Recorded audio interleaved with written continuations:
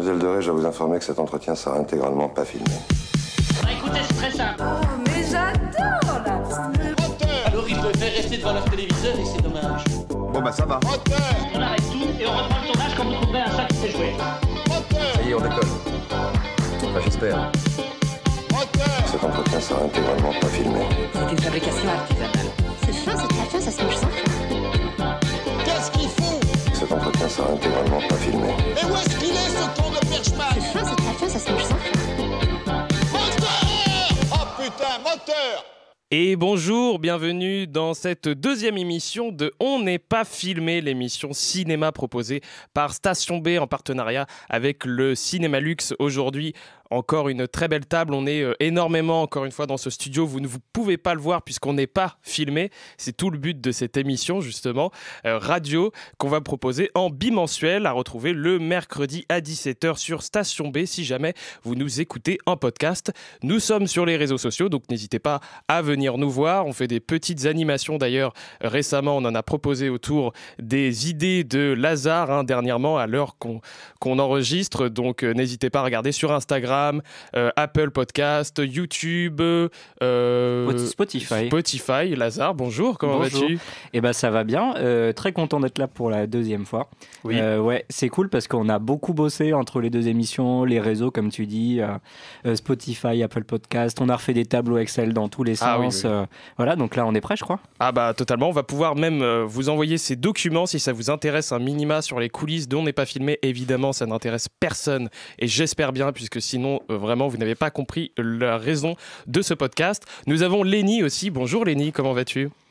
Bah très bien, écoute, moi de ce que j'en ai compris aujourd'hui c'est bagarre, c'est trip, c'est du sang sur les Alors, murs. toi c'est toujours ça en fait, comme sur la oui, première mince. émission, bagarre tout le temps. Non. T'as que ce mot à... Non, c'était qu'à la fin, je m'étais contenu tout du long. Oui, mais... J'étais gentil. Alors dès le Mais départ, j'aimais t'as un podcast prévu sur Thibaut InShape, on le rappelle, toi t'as décidé de te battre en un an face à Thibaut InShape, donc là tu te prépares un petit peu, même manière de vidéo d'ailleurs que t'as prévu comme Inoxtag, qui est un peu ton idole, comme tu me l'as dit encore juste avant l'émission.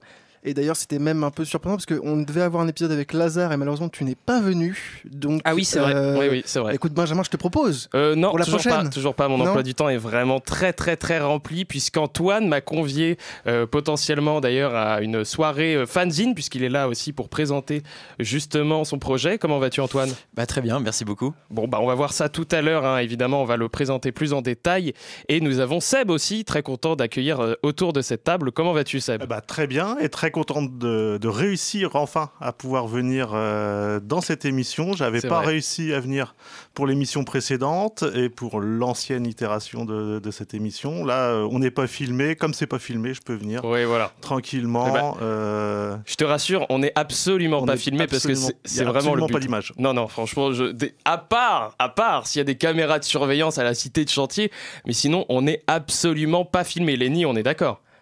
Mais si. Non, on n'est pas filmé. Non, mais j'ai passé plus d'une heure à préparer les caméras.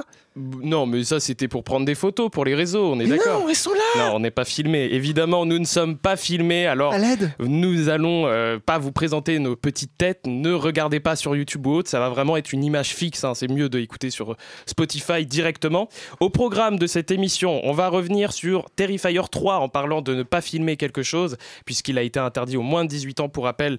Et les mineurs, désolé, vous n'allez pas pouvoir voir ce film avant un bon moment sur les plateformes. On va aussi découvrir Fanzine, donc avec Antoine, comme je l'ai dit. Nous avons aussi Chloé qui va nous présenter La Nuit de l'horreur au Café des Images. On va faire un petit point sur cette programmation, sur cette nuit prévue, et on va présenter d'ailleurs quelques films un peu moins connus, puisqu'il y a des évidences dans les films proposés, mais il y a des films un peu moins évidents, donc c'est pour ça on va vous les présenter et peut-être même essayer de vous donner envie de les voir très très vite. Et aussi on va se poser une question tout à l'heure, un petit débat sur savoir quelles sont nos limites sur les films liés à Terrifier 3. Cet entretien sera intégralement pas filmé. Mais tout d'abord, on va faire une petite revue d'actu que tu vas nous proposer, Seb, d'ailleurs. Oui, comme moi je suis resté dans le thème de l'émission, c'est-à-dire l'horreur et Halloween qui se profile à la fin du mois. Et Halloween, c'est souvent l'occasion pour les salles de cinéma de proposer des petites soirées horrifiques, des petits événements autour du cinéma d'horreur, que ce soit autour de l'actualité. Il y a Terrifier 3 qui est sorti donc mercredi dernier au moment où on enregistre, et Smile 2 aussi qui est sorti. Chronique rapide, le film est plutôt réussi, spoiler.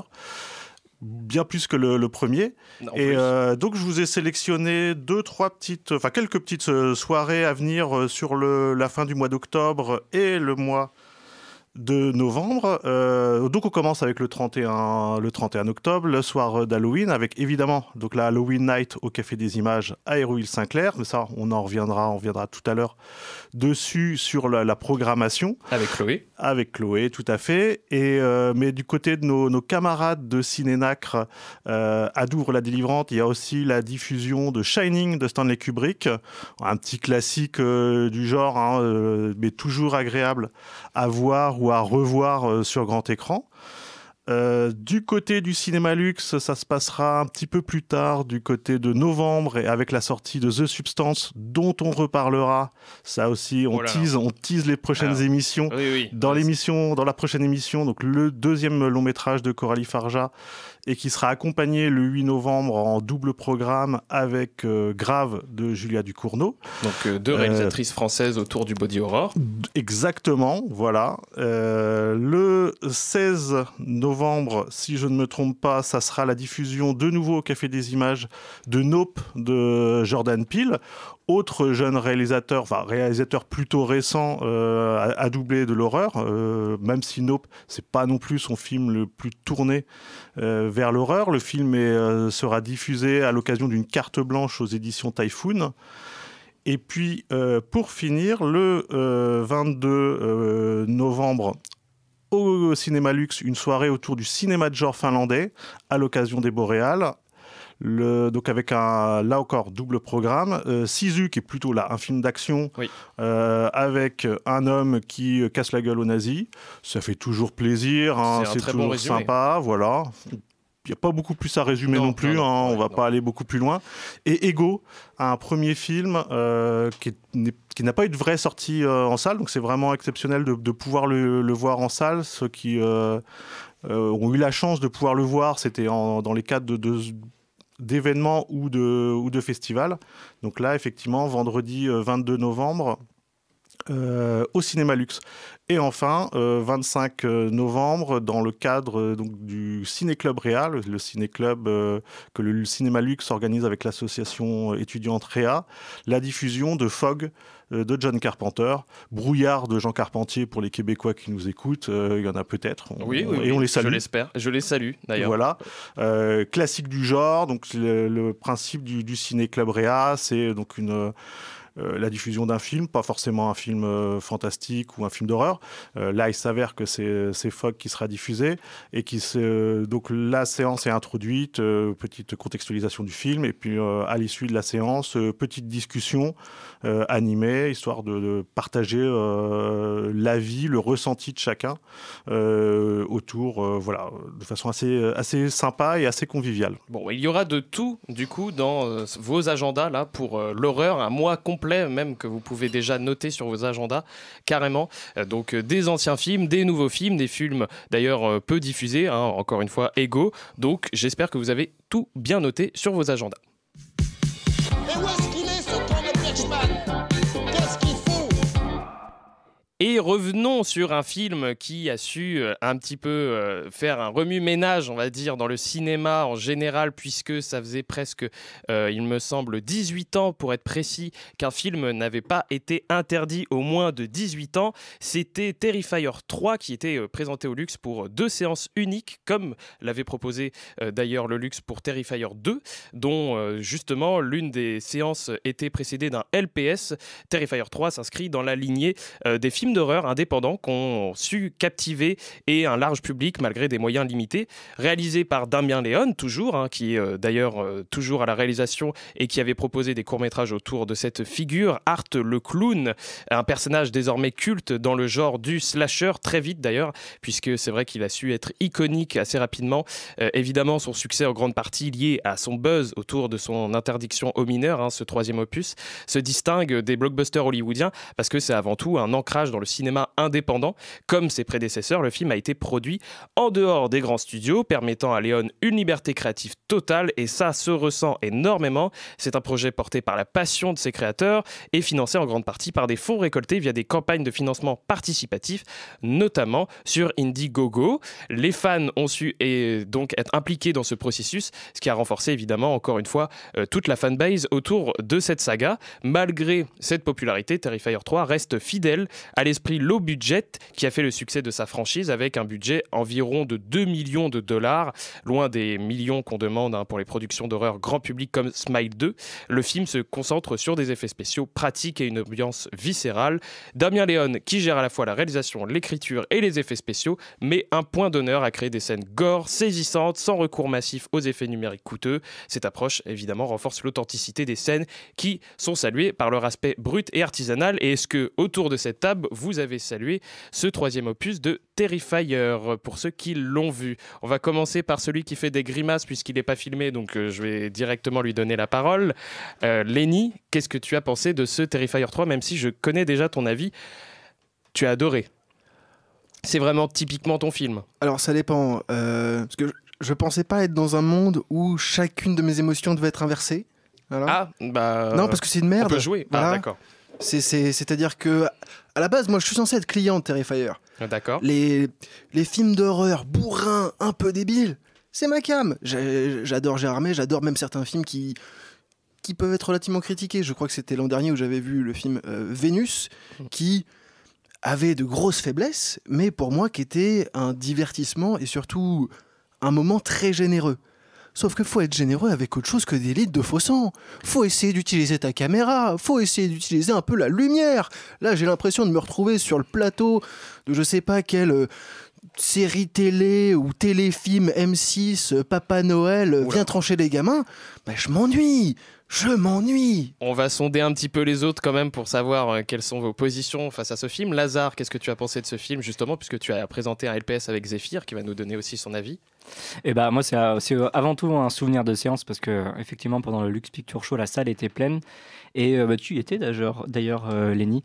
L'ambiance était trop cool, genre ça rigolait beaucoup. Bon, il y a beaucoup de gens qui sont sortis de la salle. 15 en tout sur cette séance. Tu sais exactement les chiffres. Et oui, je les ai comptés. C'est super impressionnant. Moi c'est toujours des statistiques, c'est pour ça il y a un tableau Excel d'ailleurs du nombre de personnes qui quittent vos salles. Et je veux ce tableau Excel. Ah mais avec plaisir, on va le donner d'ailleurs dans tous les réseaux, on va faire un short sur les tableaux Excel, c'est une passion infinie chez nous. Non mais voilà, tout ça pour dire, oui, alors les gens sont sortis surtout pendant les scènes entre les massacres, les scènes... c'est important de le dire. Les plus drôles, parce que c'est chiant. Vraiment, effectivement, le scénario, c'est très étrange parce que effectivement, ce qui est le plus récréatif, on va dire, c'est les scènes gore. Et le scénario, il se lance dans des trucs, mais beaucoup trop compliqués. Hein.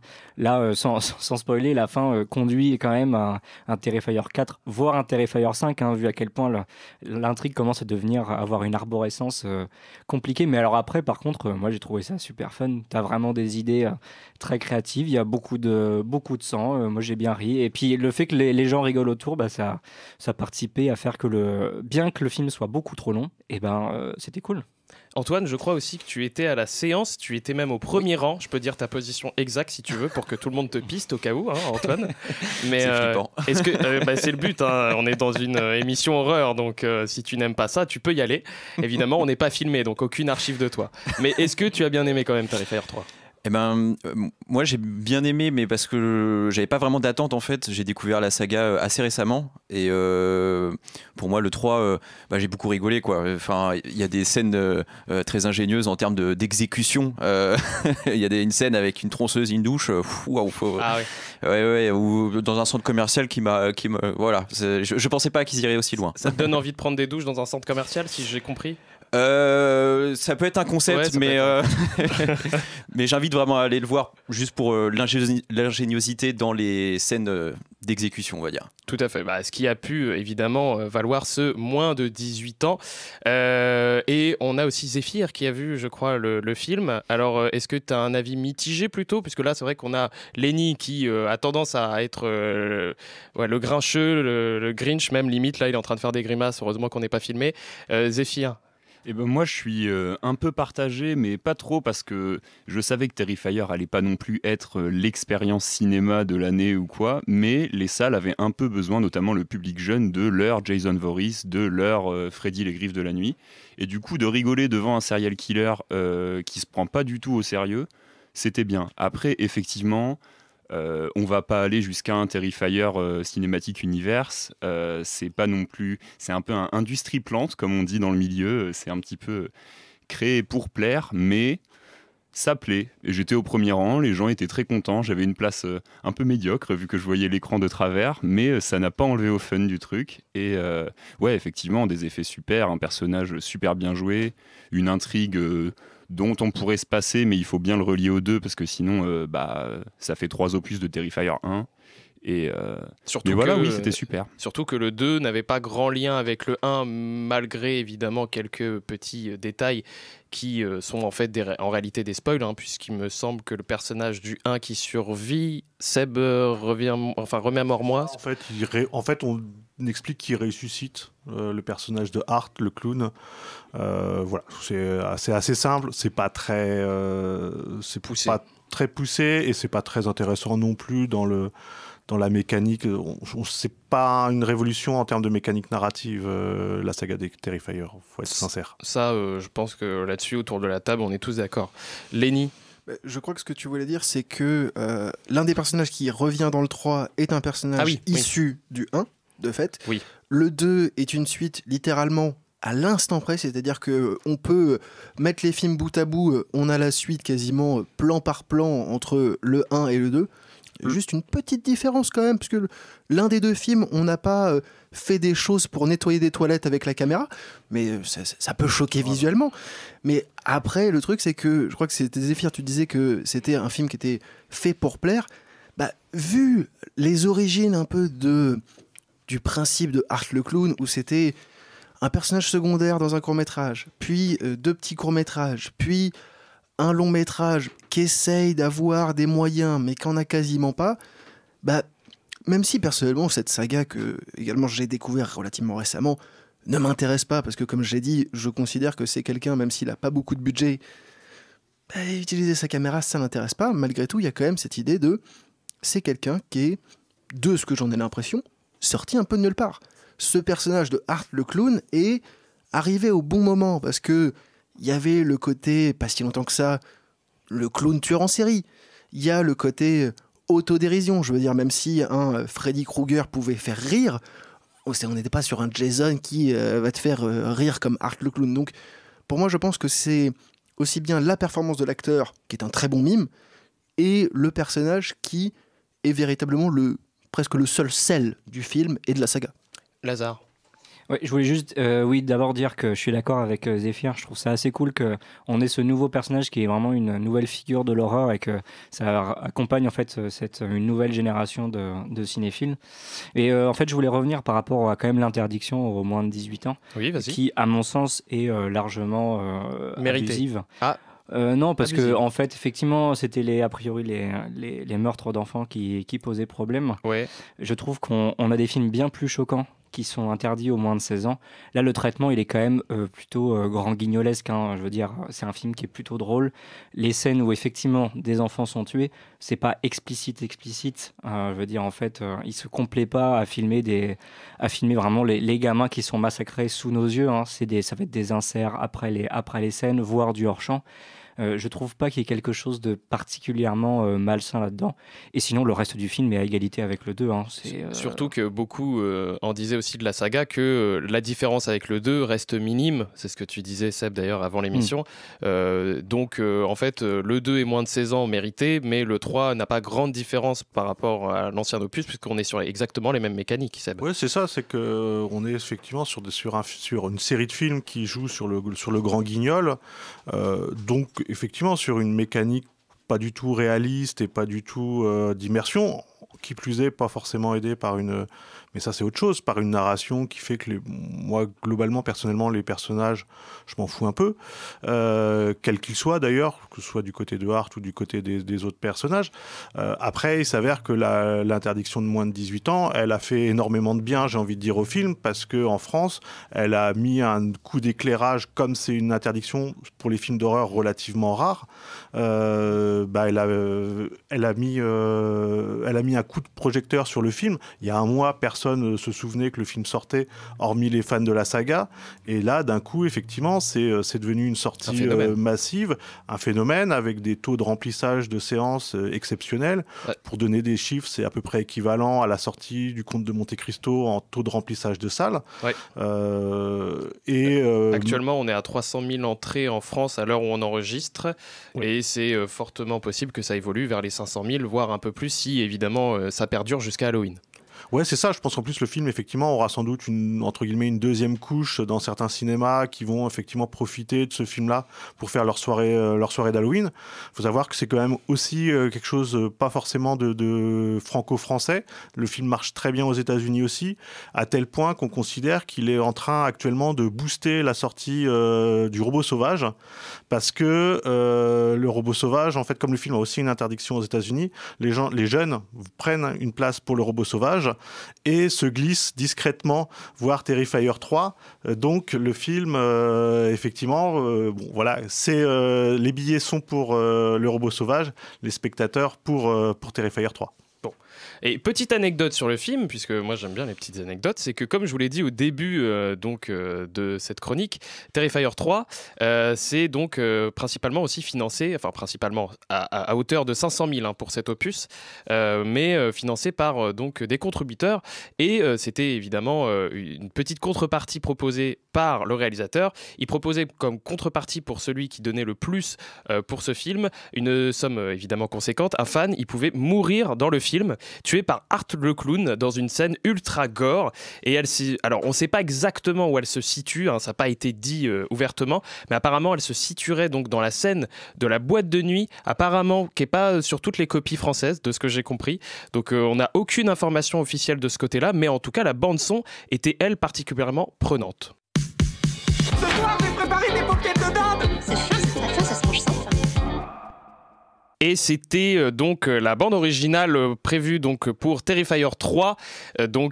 C'était Ice Nine Kills, A Work of Art. Alors c'est une scène plutôt marquante dans certains pays qui ont proposé Terrifier 3, mais nous n'avons pas eu cette proposition, puisque là pour le coup, on voulait juste revenir dessus, le moins 18 se valait, puisqu'il y a Art qui propose un petit accouchement à une femme, et connaissant un petit peu les dérives de ce personnage, vous vous doutez bien qu'il n'a pas fait une magnifique naissance. Voilà. Donc c'est dans une boîte de nuit.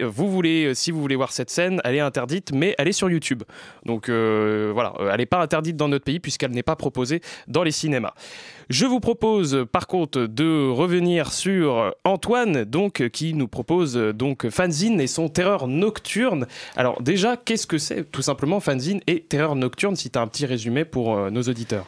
Alors donc le Fanzine Terreur Nocturne, c'est un magazine fait par des fans, pour des fans, et d'où le nom fanzine, dans le sens où c'est un collectif, c'est pas à but lucratif, c'est l'idée en fait c'est de quand on est illustrateur, auteur ou autrice, quand on est seul c'est compliqué de se faire une place, donc l'idée en fait c'est de se réunir, de collectiviser les moyens et de s'entraider pour en fait bénéficier chacun de nos réseaux, et donc de se diffuser le plus possible, et de s'entraîner aussi en fait à faire des propositions dans des conditions on va dire un peu plus réelles, parce qu'en fait il y a des deadlines, il y a un cahier des charges, il y a des choses à respecter, des règles aussi, et voilà, et l'idée en fait c'est aussi d'être publié pour la plupart une première fois quelque part, quoi. D'accord. Et justement, l'actualité, c'est que le 31 octobre, il me semble, vous présentez lors d'une soirée votre fanzine, donc le Terreur Nocturne. C'est ça, ce sera le 31 octobre du coup à l'Antirouille, rue Caponnière. Et l'idée en fait, c'est durant cette soirée, vous pourrez vous procurer du coup un fanzine et le faire dédicacer. En plus, comme les personnes qui l'achètent le jour de la sortie auront en bonus des marque-pages, et il y aura aussi la possibilité d'acheter des prints dans différents formats avec des illustrations, ce genre de choses quoi. Donc, qui plus est, en plus, tous les artistes ont leur Insta. Vous êtes aussi sur Instagram, il me semble. On peut totalement vous suivre. Oui, Instagram, Facebook. Vous montrez quelques illustrations qui sont magnifiques d'ailleurs, on peut le dire. Tout à fait, merci. Nous, on a regardé. Lenny a même jubilé devant certaines illustrations. Donc non, arrête. Heureusement qu'on n'est pas filmé et que j'espère que ça va être aussi interdit aux moins de 18 ans cette émission à force. Alors c'est que sur Caen ou est-ce que ça on va dire, ça s'élargit un petit peu sur la Normandie en général ou même un peu plus? Alors pour l'instant, on est quand même à 50% Canet et Canaise, dans le sens où c'est surtout pour beaucoup en fait on se connaissait déjà avant, donc du coup c'était plus simple, mais il y a plusieurs personnes qui ne sont pas forcément de Caen mais qui vont quand même proposer quelque chose. Il y a des personnes qui viennent de Bordeaux, de Nantes, mais aussi de Normandie, par exemple Le Mans si je me situe bien, et puis principalement Caen, et l'idée en fait à terme c'est effectivement de le diffuser au moins dans toute la Normandie, autant que possible on va dire, dans des librairies indépendantes quand le fanzine grandira quoi. D'accord. Et justement, tu as quelques noms d'artistes, quelques thèmes peut-être qu'on peut retrouver sur ce Terreur Nocturne? Oui, bien sûr. En bande dessinée, on va avoir Clémence Witchinate sur Instagram, Célestin et Pierre Compagnon, donc Nit et Pierre Compagnon qui sont sur de la BD. Moi, je fais de la BD. Il y a aussi de la nouvelle illustrée avec Lazare qui nous accompagne. Et oui, il y a un crossover en fait. Ah oui, d'accord. Il cache bien son jeu. Et Nicolas Langlois. Enfin voilà, il y a aussi des personnes qui nous ont. Il y a non seulement les artistes, mais aussi les personnes qui nous aident en coulisses, notamment Lisa et Aude pour la mise en page, toute la préparation pour l'impression. Enfin voilà, il y a beaucoup de taf aussi en amont, la gestion des réseaux, tout ça. Donc maintenant on est une bonne quinzaine en tout, donc 10 à être publiés dans le fanzine. Et ça fait combien de temps que vous êtes à peu près sur ce premier fanzine? Depuis février dernier, donc c'est assez récent. Et vous avez prévu en soi, ce magazine, on va le retrouver tous les mois, tous les trimestres, tous les ans? Tous les ans pour le moment, généralement en octobre. Donc le prochain numéro, ce serait octobre 2025 si tout se passe bien. D'accord. Vous commencez à travailler un peu dessus déjà, j'imagine? Oui. On a quelques idées à suivre.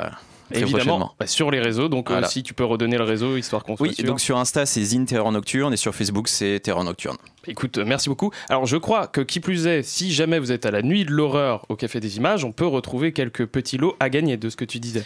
Tout à fait. Donc justement, on va re-switch directement sur Chloé, qui va nous présenter cette Nuit de l'Horreur au Café des Images. Déjà, c'est le 31 octobre, on est d'accord, c'est le jeudi soir.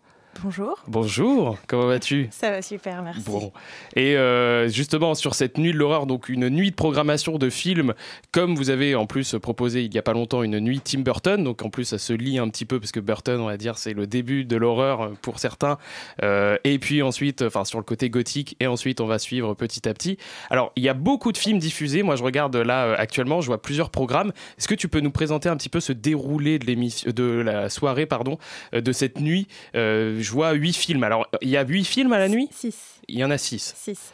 En fait, c'est un programme, à la base, en général, il y a 4 films. Et cette année, on a pris 2 films qui sont Ring et Shaun of the Dead, qui étaient programmés en fait sur la programmation de l'AFCAE. Et on devait choisir, et on a choisi ceux-là. Et on s'est dit que comme on avait plusieurs salles, ça pouvait être intéressant que les gens choisissent. Donc on a le premier programme qui est l'Odyssée horrifique en salle à fleurs. Donc il y aura Ring de Hideo Nakata, donc c'est l'original parce qu'on connaît tous. Oui. Voilà, celui l'américain. Voilà, tout à fait. Le remake. Dracula de Coppola, When Evil Lurks que j'ai vu à Gérardmer parce que je suis aussi une fan du festival, et Shaun of the Dead. Et vous avez le programme numéro 2, donc en salle, là, ce sera une petite salle. C'est le duel de l'horreur entre rire et frisson, et on retrouve Vampire Humaniste, Cher Suicidaire Consentant, qui est un super film comédie québécoise, et Conjuring. Et puis Shaun of the Dead. En fait, le premier film, tout le monde est dans la même salle, et le dernier également. On se retrouve pour le dernier tous dans la même salle. Et j'imagine qu'entre les séances, possiblement, il y a déjà le café, donc évidemment, prévu, avec quelques stands, peut-être. Au début de la soirée, en fait, on a la compagnie Machine à Rêve qui propose un stand de maquillage. Donc ça, ce sera au Café du Ciné. Et ensuite, en salle, on aura un quiz. Pour le reste, j'en dévoile pas trop. On verra au fur de la soirée. Il y a des surprises. Et des petites surprises et des cadeaux à gagner, évidemment. On va avoir peur ou pas sur les surprises ? Non, ça va aller. Ok, d'accord. Parce que je suis cardiaque. Et donc, si j'ai envie de venir, il peut y avoir un mort. Après, ça fait une super animation, on peut en rigoler. Mais moi, après, je fais plus, on n'est pas filmé. Qu'est-ce qu'il y a, Lenny ? Depuis quand t'es cardiaque ? Depuis toujours. Mais vraiment, depuis que je suis petit. Ah bah oui, c'est pour ça, à chaque fois que tu essaies de me faire peur. J'aurais pu avoir la place de présentateur beaucoup plus vite. Non, alors t'auras jamais la place, je pense. Si t'es cardiaque. Je pense que Lazare va parce que bon, il est un peu sur tous les projets apparemment, donc très vite. Sauf s'il est cardiaque aussi. Alors non, il n'est pas cardiaque, il est autre chose, c'est un loup-garou. Mais voilà, ça je l'ai dévoilé, c'était la surprise éventuellement d'ailleurs du Café des Images. Mais voilà, bah écoute, merci beaucoup. Oui, et puis je peux rajouter aussi qu'à la fin, bien évidemment, à la fin des 4 films, voilà, pendant toute la nuit, si vous avez un petit creux, il y aura des boissons et des sandwichs qui seront proposés. Parce que ça, aux nuits, c'est toujours convivial, ça fait toujours du bien à la fin de finir là-dessus. C'est super important de manger pour pas s'endormir devant les films. Et à la fin, vous avez le petit déjeuner qui est offert. Ah, voilà. Et il y a une surprise sur le petit déjeuner, genre des araignées dans des croissants ou des choses comme ça. Ça va aller aussi. Ok, d'accord, super. Bah écoute, merci beaucoup. Je crois d'ailleurs que vous avez proposé une petite bande-annonce pour cette nuit de l'horreur. Comme elle est dantesque, incroyable, encore Lazare est un petit peu derrière. Et décidément, je crois qu'il est sur tous vos projets. À quand faites attention derrière vous. S'il n'y a pas un Lazare, c'est toujours possible. Je vous laisse écouter la bande-annonce faite par Super 32. Café des Images, Hérouville-Saint-Clair. Quelques jours précédant la soirée d'Halloween 1979, une série d'événements mystérieux va défrayer la chronique. Disparition de spectateurs, artefacts d'origine inconnue, et pire encore, cas de possession. Va des rétros, Satanas, va rejoindre l'enfer. Si ces images sont bien des reconstitutions, une enquête menée par nos équipes rapporte que le site sur lequel fut bâti le cinéma abritait autrefois un cimetière païen. Étrange. Malheureusement, les faits ne s'arrêtent pas là. Le soir même d'Halloween 79, une énième anomalie vint se produire dans les salles obscures du Café des Images, provoquant l'irréparable. Pour les autorités locales, c'en est trop. Dès le lendemain, la justice tranche pour une fermeture définitive du lieu et parvient à étouffer l'affaire. Tout juste l'an plus tard, alors que le cinéma semblait complètement abandonné, une drôle d'invitation est lancée. À l'occasion d'une nouvelle soirée d'Halloween, les spectateurs les plus sceptiques auront l'occasion de passer une nuit entière au Café des Images afin d'observer si celui-ci est bien hanté. Mais quel spectateur serait assez fou pour aller vérifier par lui-même et ainsi tenter la nuit de l'horreur au Café des Images?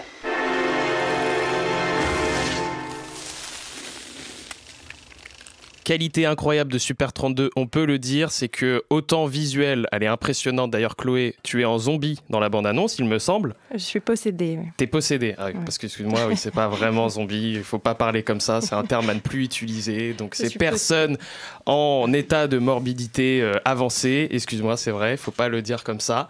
D'ailleurs impressionnante, puisque j'y ai cru. Au départ, je savais pas que c'était toi alors que je te connais bien.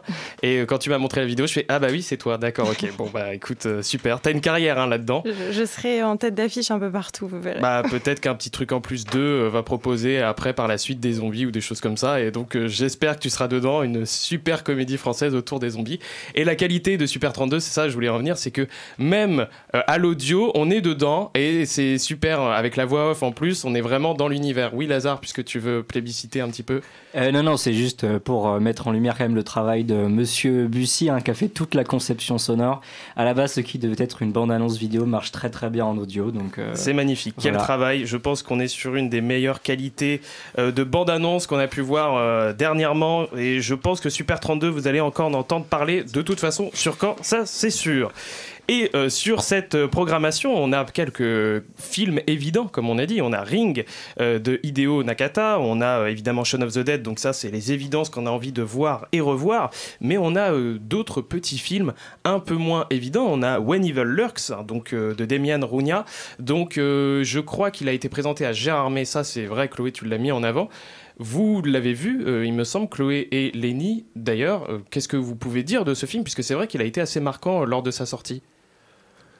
C'est pas un film qui est très très simple et je comprends pourquoi il a été mis presque en opposition à un vampire humaniste parce que on ressort pas indemne de When Evil Lurks.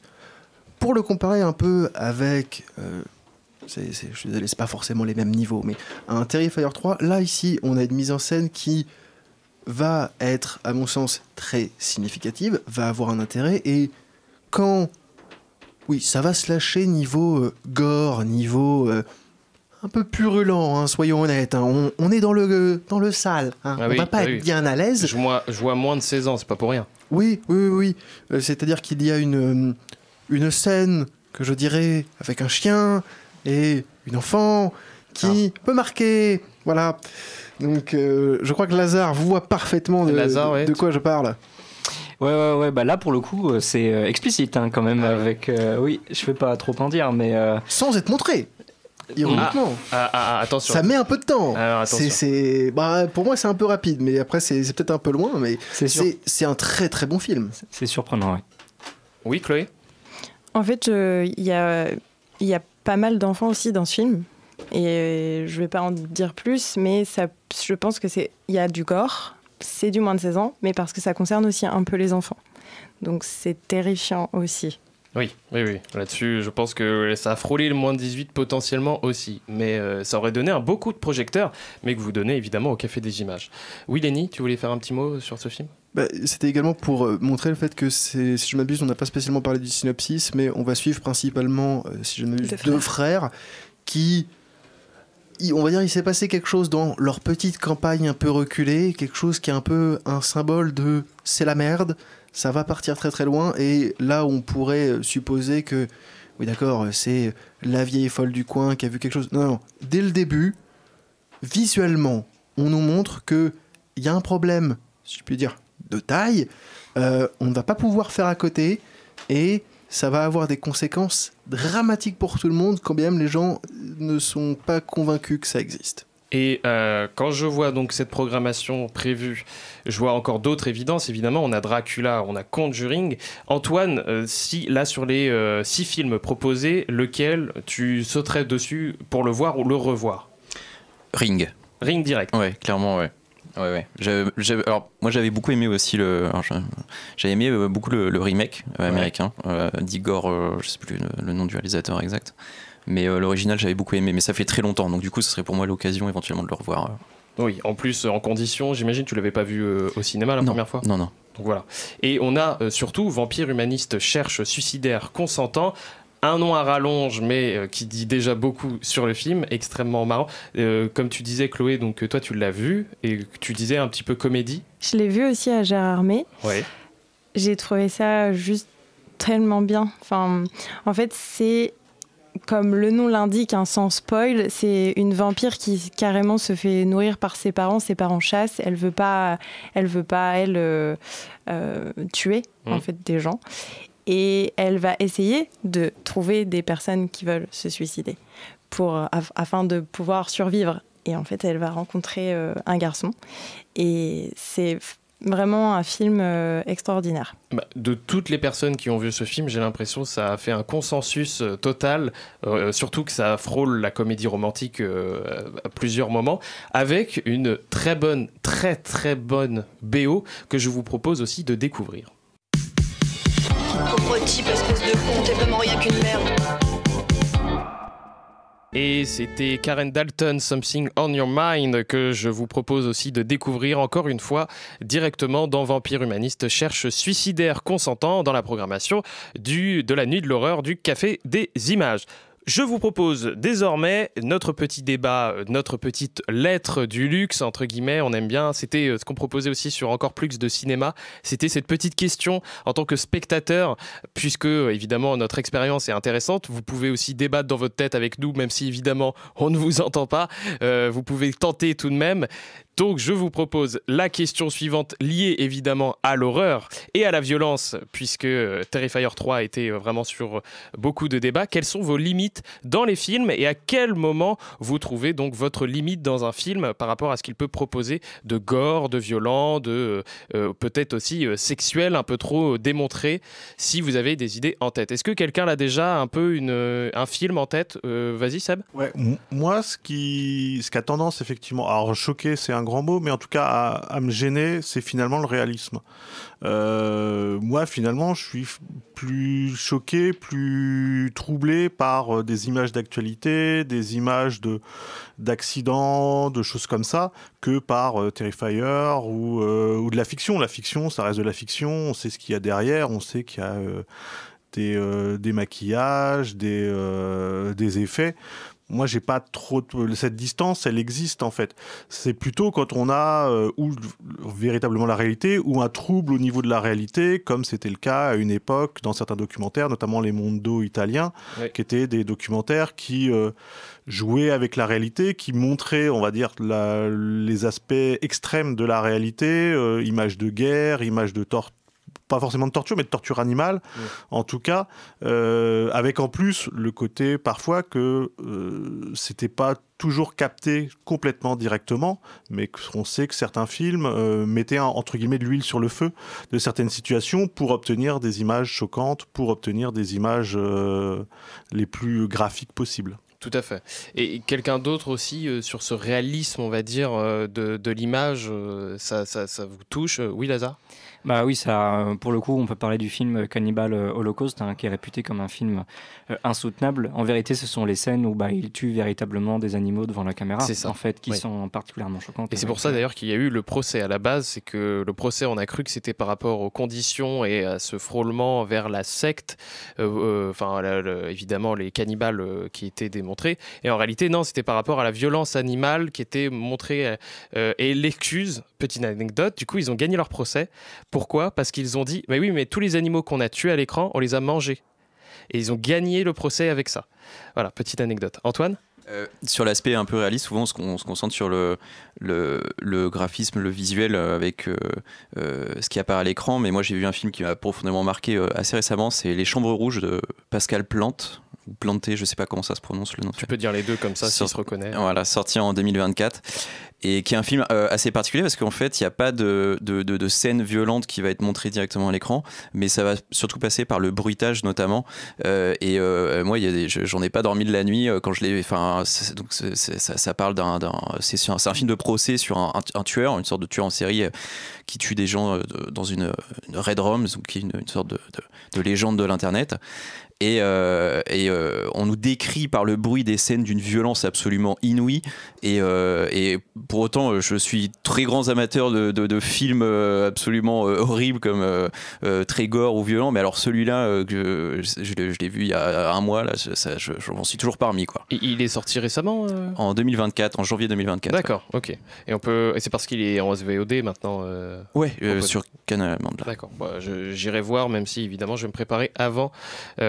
Évidemment. Lenny, tu voulais aussi faire un petit mot tout à l'heure ?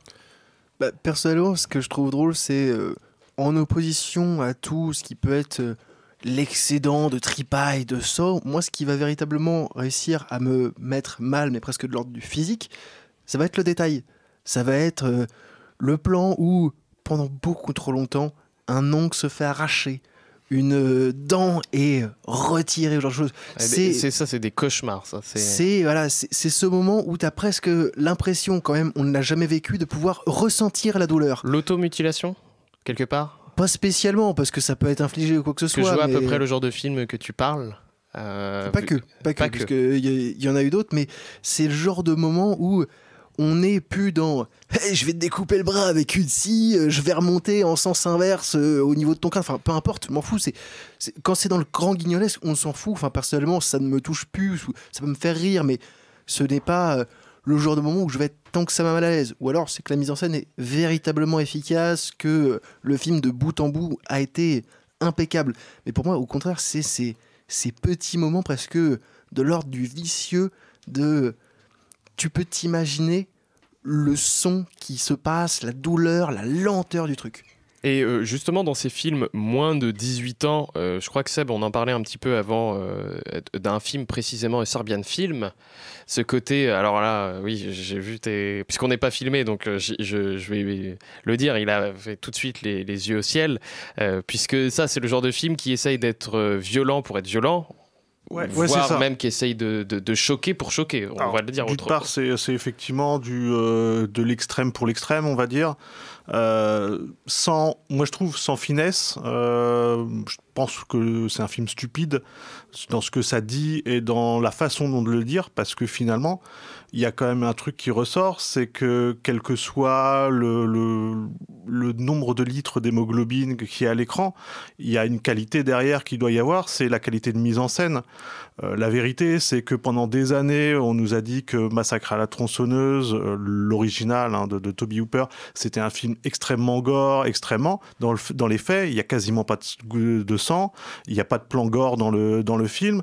Tout passe effectivement par le fait de montrer juste ce qu'il faut pour insinuer les choses, le travail sonore qui est dans le cas de Massacre à la tronçonneuse gigantesque, et finalement ça suffit pour insuffler ce climat de terreur, de tension, et avoir presque l'impression de voir les choses, presque un sentiment d'illusion.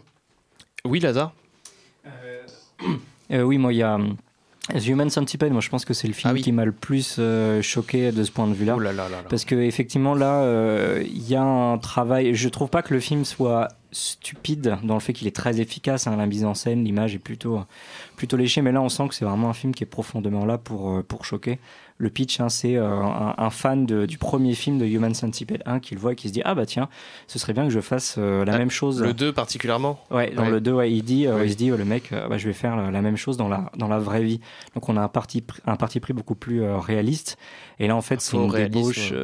Là on n'est plus dans le cinéma bis. On est vraiment dans des scènes d'un réalisme extrêmement cru avec des scènes de viol, des scènes c'est assez insoutenable. Et là pour le coup, comparé à Terrifier qui effectivement a plutôt quand même une volonté de faire rire dans sa volonté de choquer, là tu as juste l'impression qu'il est là pour bouleverser les spectateurs, pour montrer des trucs dégueulasses, et ça pour le coup je trouve ça extrêmement c'est une bonne transition plaisant. Puisque je trouvais justement toutes les violences sexuelles ou autres, moi c'est ça qui me choque beaucoup plus dans la volonté des fois de vouloir rendre au plus près du réalisme ce genre de scène qui moi me choque. Et The Human Centipede 2 par exemple, dans une gratuité pure, puisque le film est déjà violent, excessif et particulièrement gore pour les aficionados, là pour le coup The Human Centipede 2 j'étais pas du tout pour, même si le propos peut être intéressant parce qu'il y a une petite histoire quand même développée. C'est là où moi personnellement je me détache totalement des films et je suis capable d'arrêter totalement un film parce que je vais dire non stop, ça ce genre de choses j'ai pas besoin de les voir, j'ai pas besoin de les imaginer, j'ai compris le message, j'ai vu Irréversible, merci, c'est bon, stop, on n'est pas besoin de faire tous du Gaspard Noé, on n'est pas tous Gaspard Noé non plus dans l'âme. Une dernière violence ou en soi un dernier film qui vous a choqué en soi en tête que vous avez, où vous vous êtes dit là non stop je peux plus ou stop ce film là il atteint des limites de violence, je le conseillerais jamais. Lenny? Alors c'est pas dans l'aspect violence, mais je pense que c'est lié surtout aux conditions dans lesquelles on va voir un film, parce que je crois que c'était peut-être l'un des Paranormal Activity qui sont pas censés être violents, mais il n'y avait pas meilleure idée que d'aller chez un ami, d'essayer de fuir les parents et du coup de se réfugier dans la cave avec une porte qui grince et qui bouge toutes les 5 minutes. Donc quoi qu'il arrive, peu importe ce qui se passe, je pense que pour moi ça peut être les conditions qui peuvent véritablement influencer, que ce soit des violences sexuelles en fonction de qui on est, en fonction de notre vécu, et de pourquoi on veut voir le film, et en fonction de pourquoi, en fonction de où on est, mine de rien. Je pense que ça peut être l'un des facteurs les plus importants par rapport au ressenti, et en plus avec l'âge et le moment de vie dans lequel on les voit. Bon, décidément, l'émission n'a pas arrêté de tranquillement aller, vous avez vu, hein, on va vraiment dans l'horreur pure jusqu'à évidemment là ce moment de joie que je vous donne. Ne vous inquiétez pas, c'est que du cinéma en grande partie, si on ne parle pas évidemment des films que Seb nous a présentés. Essayez de croire que c'est de la fiction, vous inquiétez pas, ou au pire ne regardez pas du tout ces films. Pauvre type, espèce de con, t'es vraiment rien qu'une merde. Et merci Marion pour ces jolis mots que tu me laisses sur cette émission comme d'habitude. Je voulais vous remercier tous pour cette superbe émission que vous avez proposée pour On n'est pas filmé. Je voulais remercier Chloé qui a fait des images, donc qui nous a proposé ces petites chroniques autour de la nuit de l'horreur que je vous rappelle donc le 31 octobre, le jeudi, toute une nuit avec, comme elle l'a dit, des surprises, des quiz, évidemment une très bonne ambiance, j'en suis certain, sur cette nuit. Donc peut-être que vous allez nous retrouver d'ailleurs sur cette nuit, je vous conseille fortement d'y aller. Le 31 octobre, nous avons aussi, donc pour rappel, est-ce que tu peux me rappeler la salle, excuse-moi Antoine, Fanzine Terror Nocturne à l'Antirouille rue Caponnière. Voilà, donc c'est pareil. Merci beaucoup en tous les cas pour ta participation et pour aussi donc les débats que tu nous as développés. Donc merci à toi Antoine. Merci à vous surtout. Avec plaisir. Merci à Seb pour cette première émission que tu as faite avec nous. Ça faisait longtemps et ça fait plaisir. Merci à vous tous. Écoute, j'espère qu'on va s'en faire plusieurs des émissions et des enregistrements ensemble parce que c'était particulièrement intéressant. Je pense que tu es un peu, j'ai envie de le dire, tu es un peu celui qui va être notre puits de connaissances, notre puits de culture cinématographique, j'en suis certain. Le vieux quoi. Ouais, t'as compris l'idée. Et merci beaucoup Lazare évidemment pour tout aussi ce coaching, cette participation et évidemment ces débats que tu as proposés sur cette émission. Merci encore Lazare. Merci, j'aurais aimé parler encore un peu plus, mais voilà. Je te donnerai de plus. J'ai cru comprendre qu'on voulait partager la parole. Je trouve ça j'ai une idée étrange. Mais... Oui, je sais que t'es pas trop ce que t'appelles les gauchias, mais après bon voilà. Lenny, en parlant de gauchias, merci beaucoup aussi pour cette émission. On n'est pas filmé puisque voilà, encore une fois, je suis désolé, on n'est pas filmé Lenny, donc c'est pas la peine à chaque fois de nous faire non mais ça c'est ta tablette, tu vois, ça n'a rien à voir. On est filmé Benjamin. Non, on n'est absolument pas filmé, c'est le but de la radio, je te l'ai dit combien de fois, je sais que tu veux faire des tournages, mais non Lenny, merci quand même pour cette participation. Mais je t'en prie, écoute, moi ça me fait toujours un plaisir de parler d'horreur, de tripes, de sang. Ah bah oui, tout ce qui est violence, on rappelle ton podcast qui arrive avec toi bientôt, mais je suis toujours pas dispo. Je te laisse voir avec Chloé potentiellement ou le Café des Images peut-être en général, ou Antoine même, peut-être qu'il y a certaines personnes qui aiment se battre. Moi aussi j'aime me battre, mais Thibaut Inchep c'est trop haut pour moi. Merci Marion et Zéphyr aussi pour cette régie et aussi pour la participation évidemment pour le petit débat. Si vous avez un tout petit mot quand même pour dire merci. Eh ben de rien, merci de nous avoir donné un micro. De rien Zéphyr, t'es pas obligé de le dire sur ce ton-là. Alors franchement, je te jure... Il est mal poli, que veux-tu ? Oui, je sais pas ce qui s'est passé à la régie là. Ça s'est engueulé, c'est ça ? Non, c'est juste qu'on te déteste. D'accord. Ah bah oui, en plus il me tourne le dos, il me boude et me tire la langue. Super, alors là franchement ça, tirer la langue, ça c'est le genre de violence que je veux plus voir. Donc heureusement qu'on n'est pas filmé parce que sinon j'aurais fait un doigt d'honneur à tout le monde et dire que vous êtes des gros... Mademoiselle Doré, je dois vous informer que cet entretien sera intégralement pas filmé. Écoutez, c'est très simple. Oh, mais j'adore l'abstrait. Alors il devait rester devant leur téléviseur et c'est dommage. Bon bah ça va. On arrête tout et on reprend le tournage quand vous trouverez un chat qui sait jouer. Ça y est, on décolle. Enfin, j'espère. Cet entretien sera intégralement pas filmé. C'est une fabrication artisanale. C'est fin, c'est très fin, ça se mange sans fin. Qu'est-ce qu'il fout? Cet entretien sera intégralement pas filmé. Mais où est-ce qu'il est ce con de Perchman? C'est fin, c'est très fin, ça se mange sans fin.